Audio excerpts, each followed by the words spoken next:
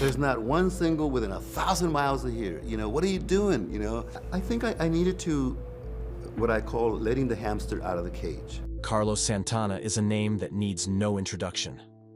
For over 5 decades, his music has transcended genres, blending rock, blues, and Latin influences into something unmistakably his own. His guitar playing is pure soul, every note, every bend, every riff telling a story. But here's the question that has followed him throughout his career. Who inspires him? Who is the one guitarist that, even after all these years, still leaves him in awe? Fans have debated it for decades, guessing names from blues legends to rock icons. And now, at 77, Santana has finally answered the question. His choice?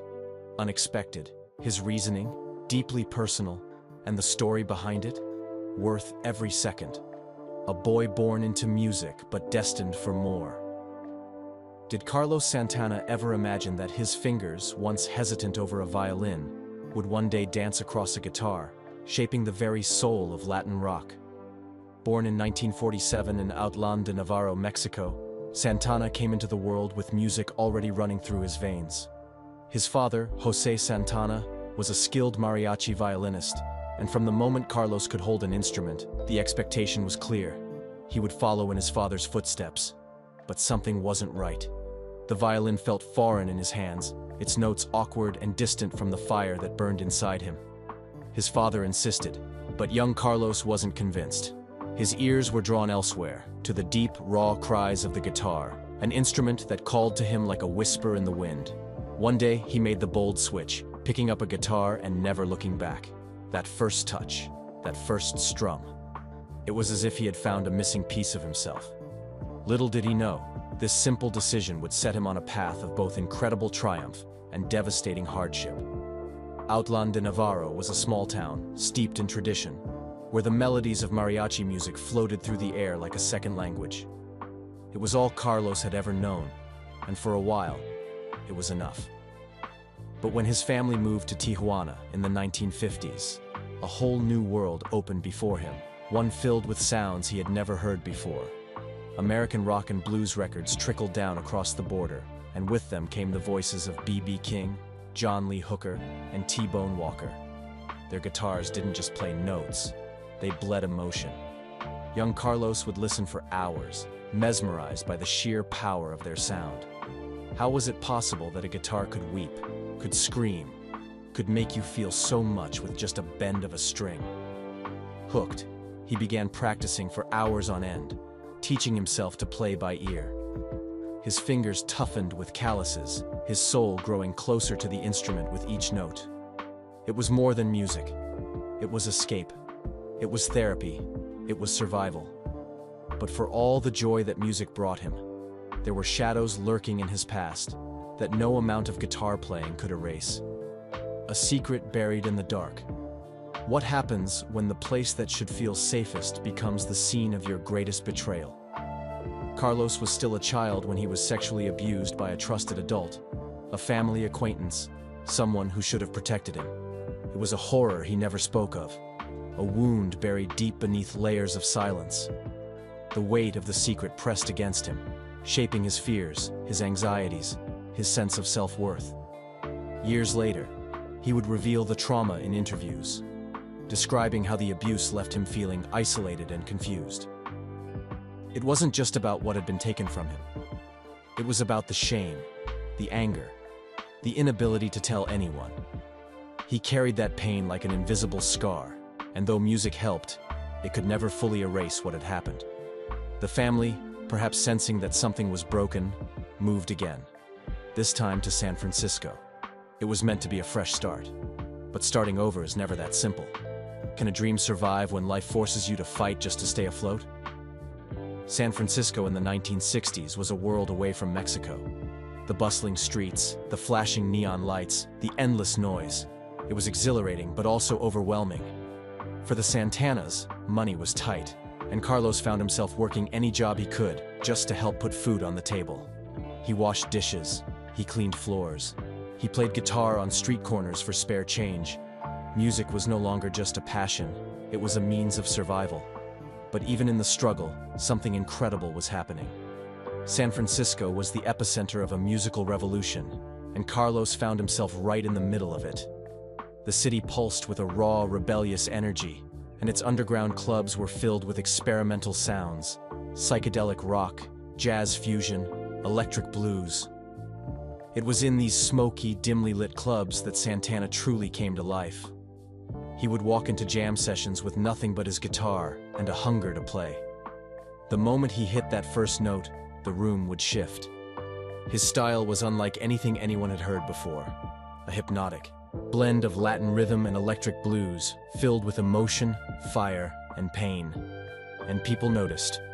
The birth of something big. What happens when a street musician stumbles into destiny? Word spread fast. Club owners started calling. Musicians wanted to play with him. And then came the moment that changed everything. A man named Bill Graham, one of the most powerful music promoters of the time, saw Santana play and knew he had found something special. From washing dishes to standing in front of thousands, Santana's rise was almost too fast to believe. He was suddenly in the right place, at the right time, with the right sound. But even as the world opened its arms to him, the demons of his past still lurked in the shadows. Fame would bring fortune, but also temptation. Success would bring adoration, but also betrayal. The little boy from Mexico, who had once clutched a violin he didn't love, now held a guitar that had carried him to the doorstep of legend. But the road ahead would be anything but smooth. A band, a sound, a revolution. Imagine a young immigrant kid in San Francisco, washing dishes by day, playing guitar by night, and dreaming of something bigger. How does a boy from a small town in Mexico, barely making ends meet, end up electrifying 500,000 people at Woodstock? It wasn't fate alone. It was grit, hunger, and a sound the world had never heard before. In the mid-1960s, San Francisco was alive with music. The air smelled of incense and rebellion, and every street corner had a band trying to make it big. Carlos, fueled by his deep love for blues and Latin rhythms, began jamming with local musicians. Slowly, a group formed around him, one that would change music forever. The Santana Blues Band was born, a raw, soulful fusion of rock, blues, and Latin percussion. They played anywhere that would have them. Small clubs, underground venues, even street corners. But how do you go from playing for spare change to being a household name? Enter Bill Graham. Bill Graham wasn't just any concert promoter. He was a kingmaker. If he believed in you, the world would listen. When he first heard Santana play, he knew this wasn't just another blues band. This was something else, something electric, something primal. But could the world handle it? Could they embrace this fusion of cultures and sound? Graham gave Santana his first real break, a gig at the Fillmore West in 1966. This was no ordinary venue. It was the launching pad for legends. The moment Santana's band hit the stage, the crowd was mesmerized. The driving percussion, the hypnotic guitar, the fire in Carlos's fingers, it was impossible to ignore. By the end of their set, one thing was clear. This band was special, and yet their biggest test was still to come. It was 1969. A sea of 500,000 people stretched as far as the eye could see. The air was thick with smoke and freedom. Santana's band was young, unknown to most, and had barely even released an album. They weren't supposed to go on stage that early, but fate had other plans. A last-minute change in the lineup pushed them forward, ready or not. But there was a problem. Carlos had taken a dose of psychedelics just before the show, thinking he had hours before he had to perform. But when the schedule shifted, he found himself on stage, tripping, hard. Can you imagine trying to control a guitar when it feels like a wild snake in your hands? He later admitted that he had to pray to keep it together. But what happened next was pure magic. Their performance of Soul Sacrifice became one of the defining moments of Woodstock. The intensity, the passion, the way the music seemed to pour out of them, it was a spiritual experience. The world took notice. Overnight, Santana was no longer just a band. They were the band, and there was no turning back. Off the energy of Woodstock, Santana signed with Columbia Records in 1969. Their debut album, Santana, followed quickly. featuring the hit Evil Ways. It was an instant success, staying on the charts for over 2 years. But how do you top success like that? The answer, Abraxas, 1970. This was the album that solidified Santana's place in history.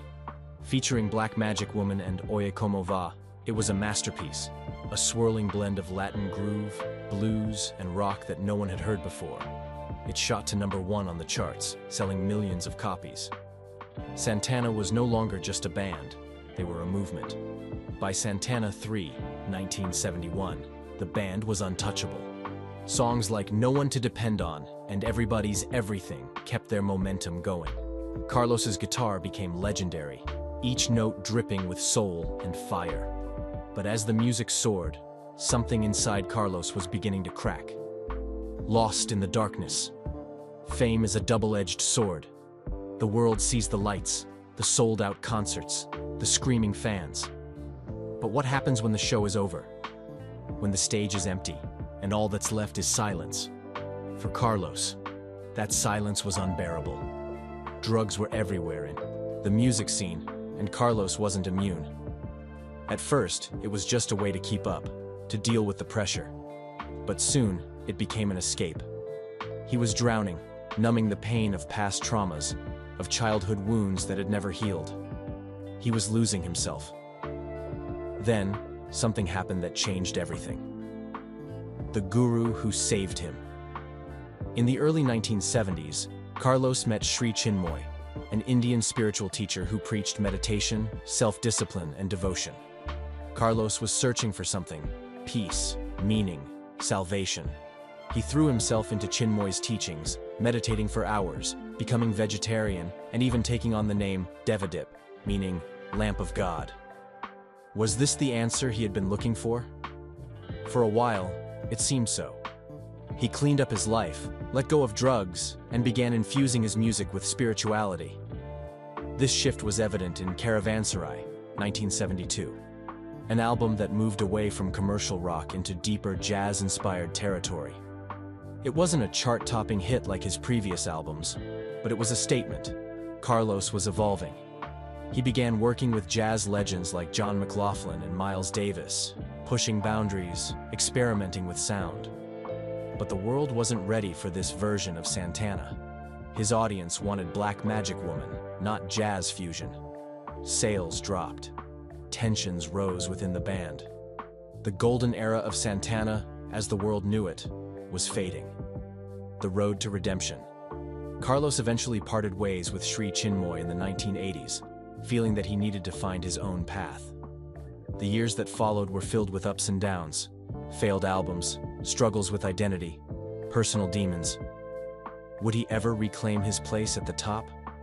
Then, in 1999, something miraculous happened.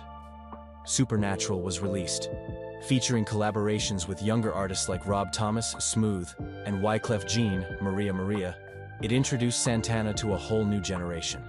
The album sold over 30 million copies and won 9 Grammys. Santana was back. Carlos Santana's story isn't just about music. It's about survival. About fighting through pain, addiction, and self-doubt. About losing yourself and finding your way back. Even now, at 77, he's still playing, still searching, still evolving. Because legends like Carlos Santana aren't just born, they're forged. And no matter how many times life knocks him down, one thing is certain: his music will always rise. A love that seemed unbreakable. But was it? When Carlos Santana met Deborah King, it felt like fate had strummed the perfect chord. She wasn't just anyone. She was the daughter of blues legend Saunders King, someone who understood the magic of music as deeply as he did. There was an instant connection, a spark that went beyond words. They married in 1973, stepping into a partnership that would last more than 3 decades.